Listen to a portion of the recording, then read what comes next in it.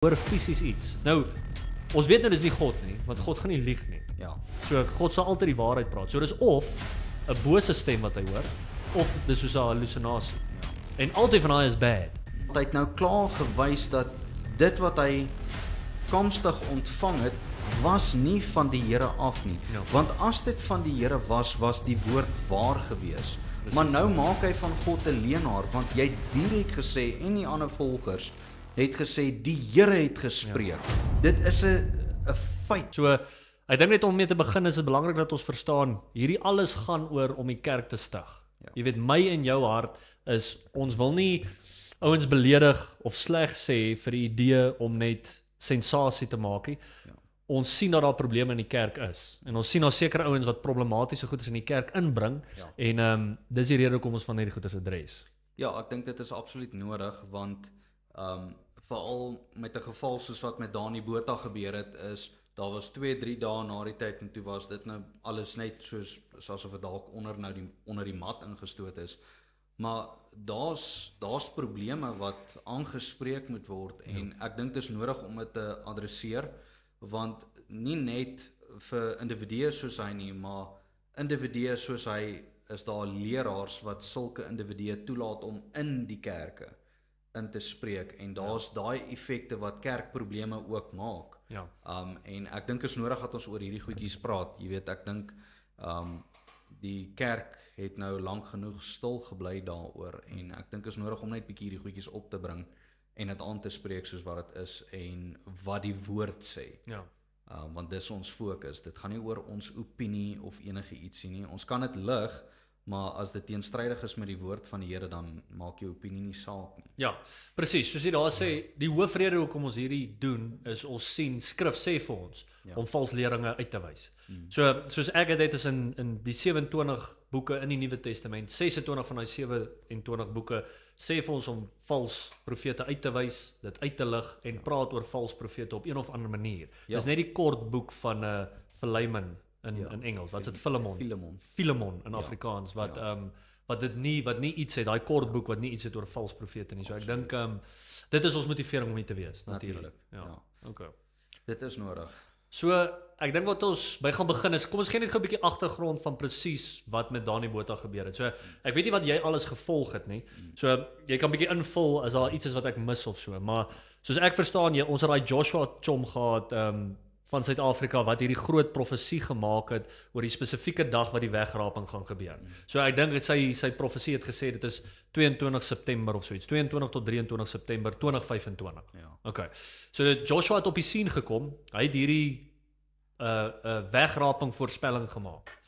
Hy het gesê op hierdie spesifieke dag gaan Christus terugkom en hy het dit gesê, hy het soos 'n groot storie daarvan gemaak. Hy het gesê hy is 1000 miljoen% seker dit gebeur op hierdie dag. Ja. Nou Dani Botha het, soos ek het verstaan, het dit gelyk, ek dink hy claim, hy het nog voor Joshua hierdie ding ook gesê, dis nie oor Joshua dat hy dit begin sê het nie, maar, and anyway, ek weet nie hoe ons heeltemal by die waarheid agter dit gaan kom nie, maar Dani Botha het verseker hierdie ding gevat, en met dit gehardloop, en soos hierdie narrative aanhou spreek. Hy het ook gesê, hierdie datum, dis bevestig, Christus kom terug op hierdie tyd, en wat altyd van hierdie ouens gedoen het, en dis 'n ding wat ek dink ons moet lekker in diepte ingaan hier vanaand, is, hulle het altyd gesê, die Here het vir my gesê, op hierdie dag kom hy terug.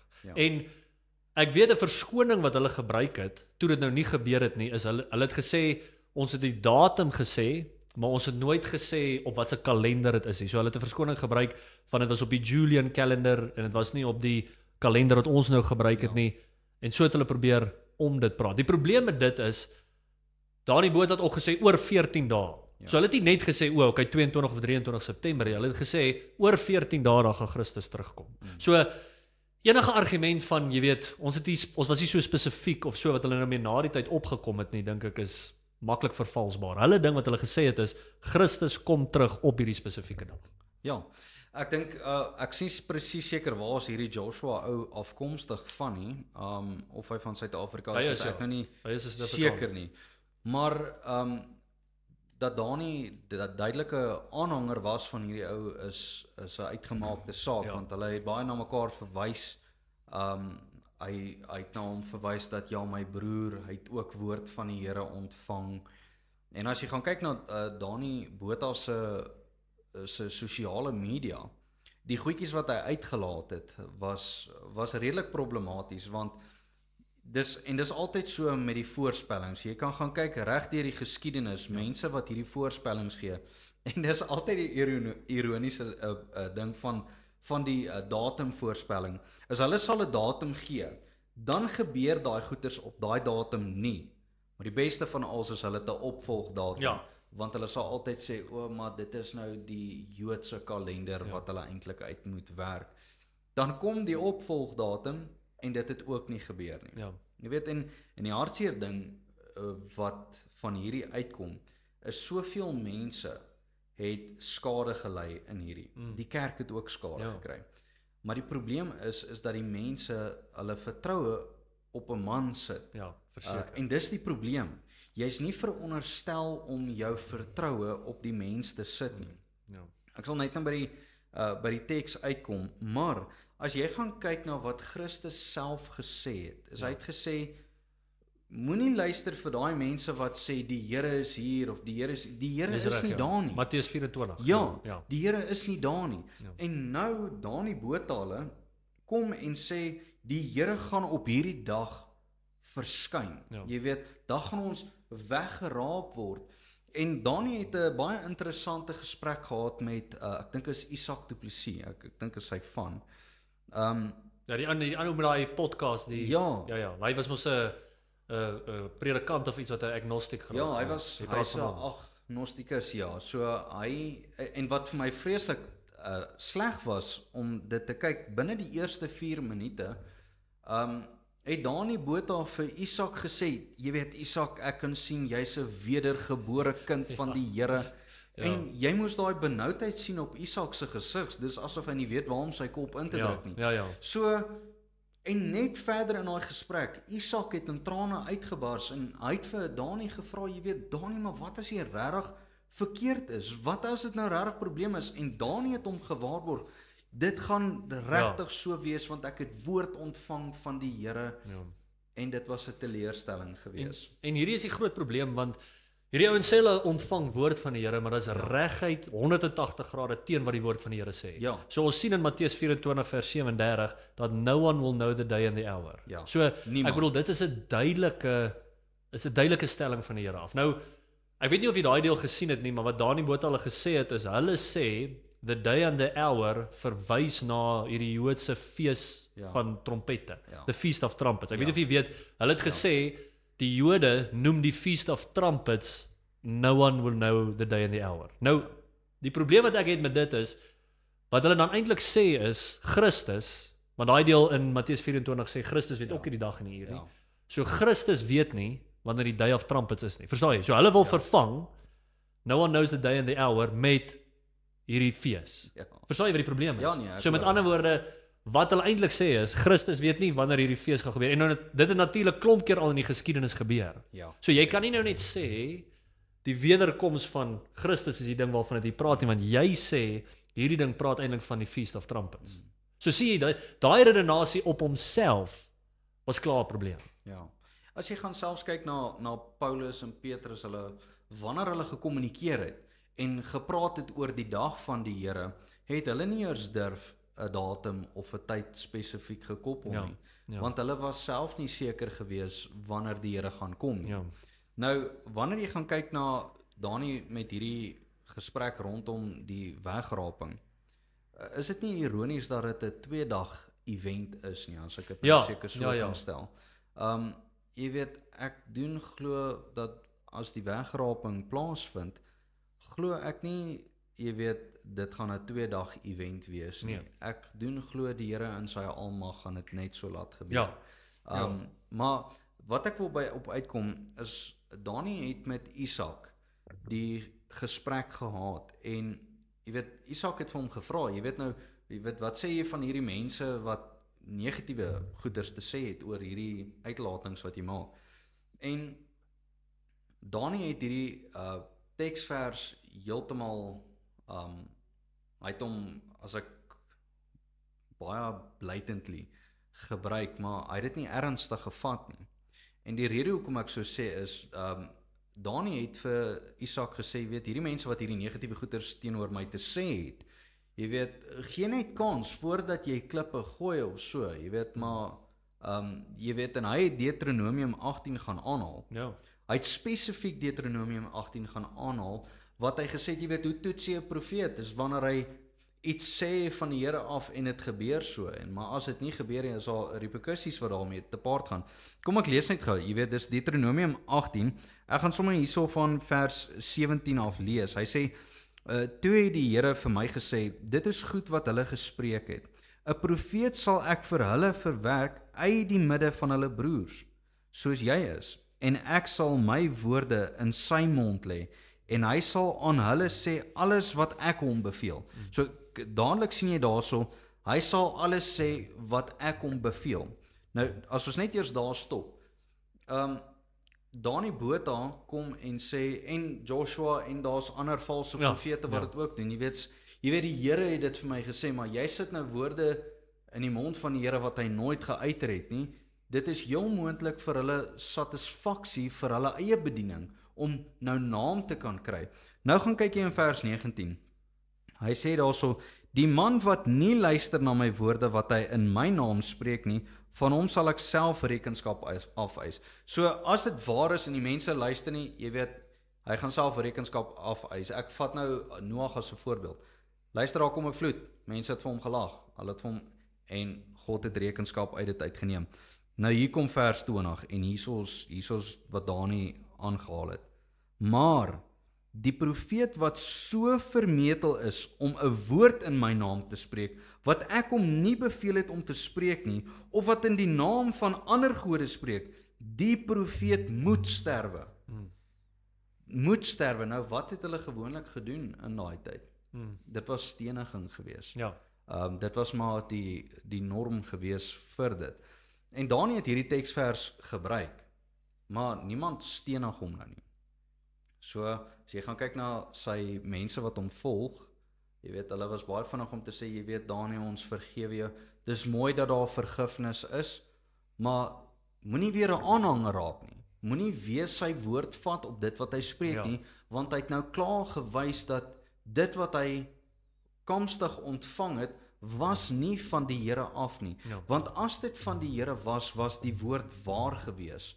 Maar nou maak hy van God 'n leenaar, want jy het direk gesê, en die ander volgers het gesê, die Here het gespreek. Dit is 'n feit dat hy dit gesê het, en hulle almal het hierdie sekerheid gehad deur te sê, ek is 1000% seker dat die wegraping gaan plaasvind.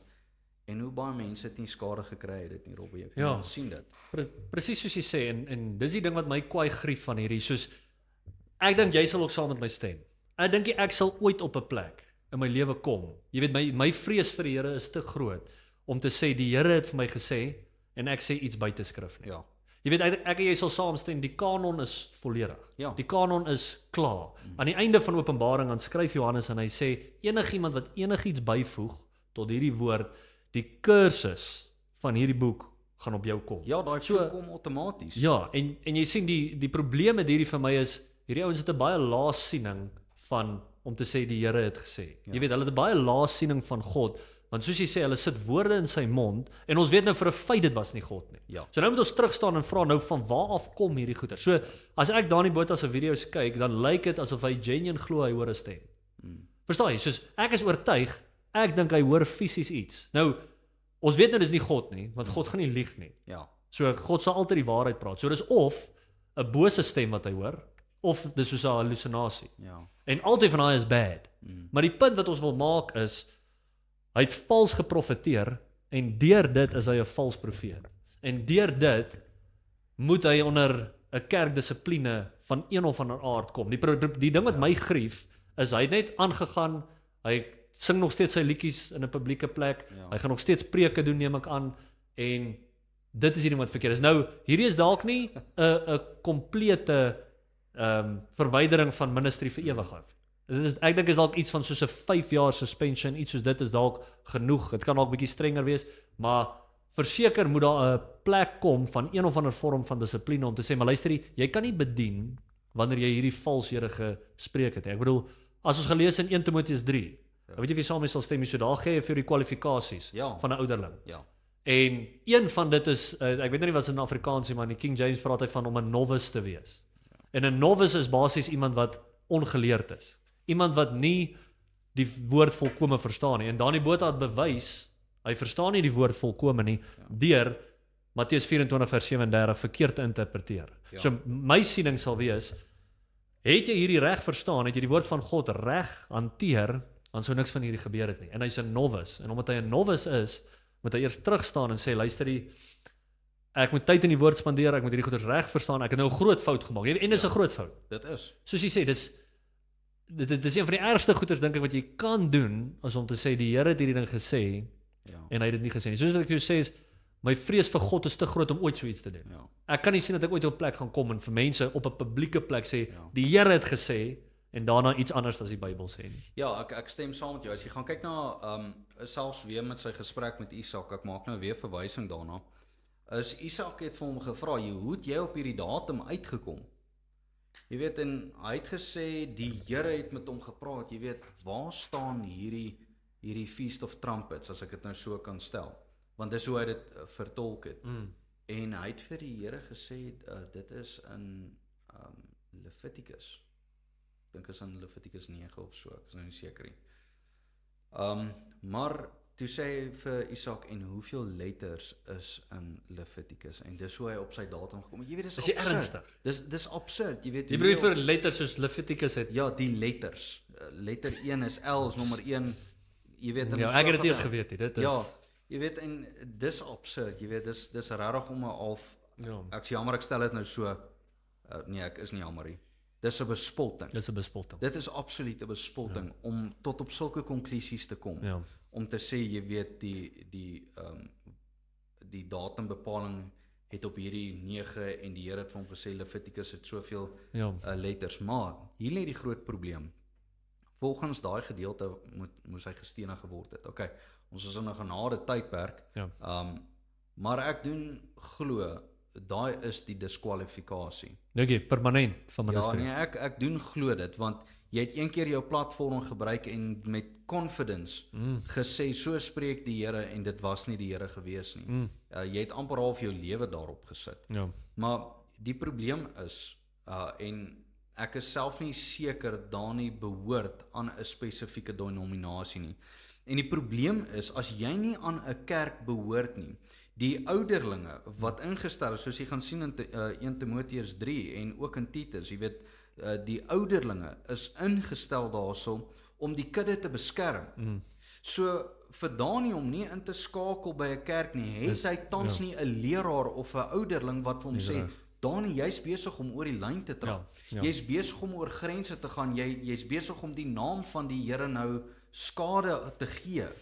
En vir Dani om so ver te gegaan het, jy weet, glo ek, dit is definitief 'n diskwalifikasie. Want elke profeet, as jy gaan kyk in die Ou Testament, as hulle gekom het en gesê het, so spreek die Here, dan was dit treffend geweest. Daar was aksie geweest. Maar jy sien ook die nagevolge van mense wat sê, so spreek die Here. Die Here het nie gespreek nie. Ja, presies, So ek voel Dani moet gediskwalifiseer word. Ek dink vir sy eie veiligheid moet hy by 'n gemeente gaan inskakel, sodat hy onder 'n dissipline kan val en hulle vir hom riglyne kan gee, 'n heenwyse van hierdie is die stappe wat ons nou gaan doen. Jy weet, en jy val nou half onder 'n kerklike tug, as ek dit so kan stel.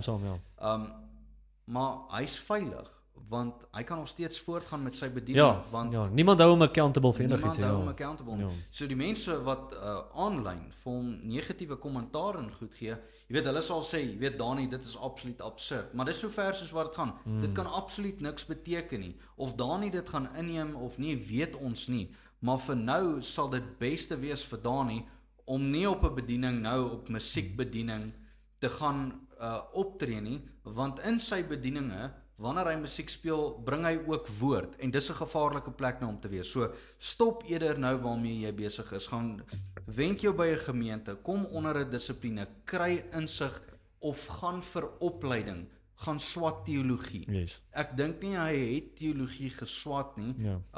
Jy weet, ek weet daar gaan mense nou natuurlik sê, ja, maar jy het nie nodig vir opleiding en goed nie.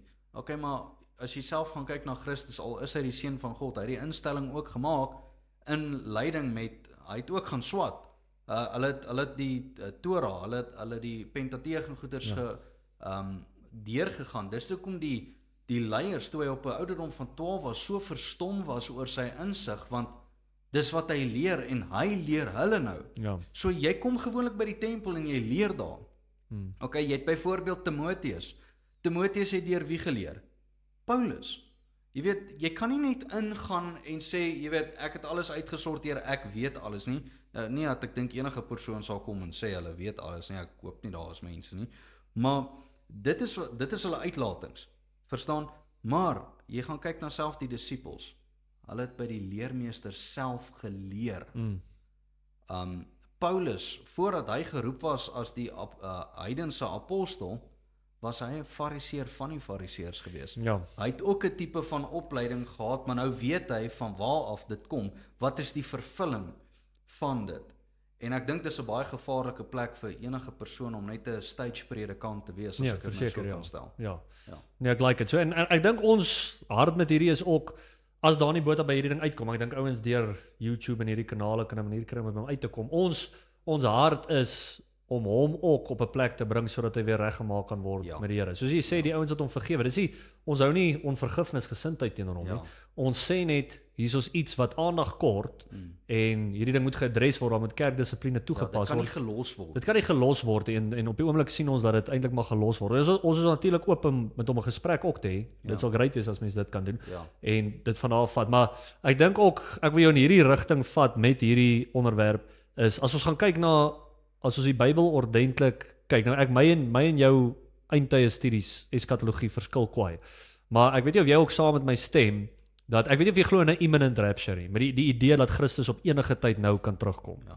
Glo jy hy kan enige tyd nou terugkom? Ja, jy weet die skrif sê niemand weet van die tyd, ja, maar daar is sekere tekens wat tot vervulling moet kom. Dit is wat ek bedoel. So wat ek vra is, jy glo ook daar's sekere goeders wat moet vervul word voordat Christus kan terugkom. Stem jy saam met daai? So as ek jou vat na 2 Tessalonisense 2 vers 1 tot 3, dan sê dit daar's twee goeders wat moet gebeur voordat Christus kan terugkom. Die een is die great falling away, dat die kerk gaan wegval en dat die anti-kris moet op die scene kom. So ek bedoel daar's 'n verskillende maniere wat ouens die anti-kris verstaan wat dit is, of dit nou 'n letterlike persoon is. So ek glo is 'n letterlike persoon. Maar bedoel daar het jy klaar duidelik uit die skrif, hier's twee goeders wat moet tot vervulling kom, wat nog nie tot vervulling gekom het voor Christus terug kan kom. En nie net dit nie. In Matteus 24 vers 29 tot 31 sien ons ook, dit sê, gelees dit sê duidelik, after the tribulations of those days, the sun will be dark and the moon will not give a light. En dan sê dit, the elect will be gathered from the earth, from one point of the earth to the heaven. So jy kan dit ook gaan vergelyk met Markus 13. Het ons parallel passages. So hier's duidelike skrif dat Christus nie op enige tyd kan terugkom nie. So dis nie 'n imminent return nie. Daar's sekere goed wat moet vervul word voor hy kan terugkom. So net as jy daai deel van skrif reg verstaan en reg interpreteer, dan sou jy ook nie die fout gemaak het wat Dani Botha gemaak het. Want ek dink die ouens wat hou tot 'n pre-tribulation rapture, die idee dat die wegraping kan gebeur voor die groot verdrukking, want ek soos ek jou verstaan, jy glo ook in 'n letterlike groot verdrukking. Dat daar 'n tyd op aarde gaan wees wat erger is as enige tyd. En as jy dit reg verstaan, dan sê jy sien, maar skrif leer vir ons eintlik dat die wegraping gaan nie plaasvind voor daai tyd nie. Die kerk moet homself geestelik regmaak vir hierdie tyd waarin ons gaan. Maar jy hoor wat ek sê? Die kerk was nog altyd die mikpunt van verdrukking gewees. Dis waar, ja. Die kinders van die Here wat onder verdrukking gaan. Die idee dat die wêreld onder verdrukking moet kom is nogals ironies, want as jy gaan kyk in lyn met die skrif, dis altyd die Christene wat vervolg word. Dis hulle wat verdruk word. En so die skrif is duidelik dat dit gaan groot wees, die wegval van die. Maar glo jy in hierdie unieke tyd waarvan Jesus praat in Matteus 24, wat hy sê hierdie is 'n tyd erger as enige tyd in die geskiedenis? Ja, as jy gaan kyk na so jy glo ook dinge raak erger nou soos ons aangaan, dit raak nie beter nie. Ek bedoel wêrelds gesproke. Ja, dis baie moeilik om van die ander eskatologiese kante te praat wat hulle byvoorbeeld sê dinge gaan baie beter. So die post millennials, en dis moeilik. Dis moeilik. jy weet mense sal nogals lekker gesprek kan voer met sulke individue wat glo Ja, in dit. ons moet so ou opkry. Ja, 'n post-millennial ou. as jy oop is daarvoor kom. Ja. Maar dis baie moeilik om te kan glo dat dinge gaan baie beter raak. Jy weet, as jy gaan kyk in lyn van die skrif, Ek sien dit op jou. Dinge gaan baie sleg gaan, Sien want dit vir 'n nuwe hemel en aarde om plaas te vind, moet die ou enetjie eers verwoes word, Ja, as ek dit so kan stel. ja.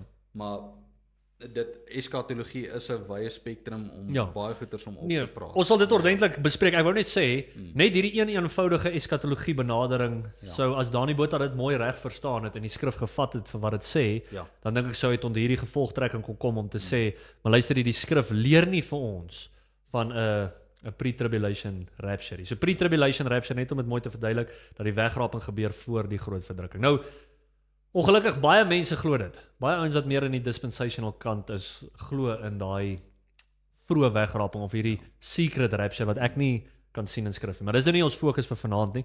Ek dink laastens met Dani Botha se ding, ons wil 'n praktiese uitweg met hierdie kry.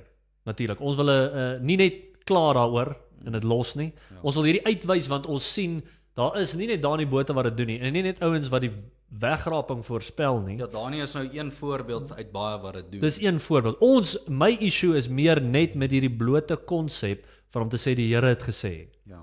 En dan enigiets te praat wat buite skrif is, want ek sien nie hoe dit enigsins anders is as om te add by skrif nie. Ek bedoel, die Bybel het vir ons gesê, moenie hier iets by add nie. Nou sê jy die Here het gesê, maar dis nie in die Bybel nie.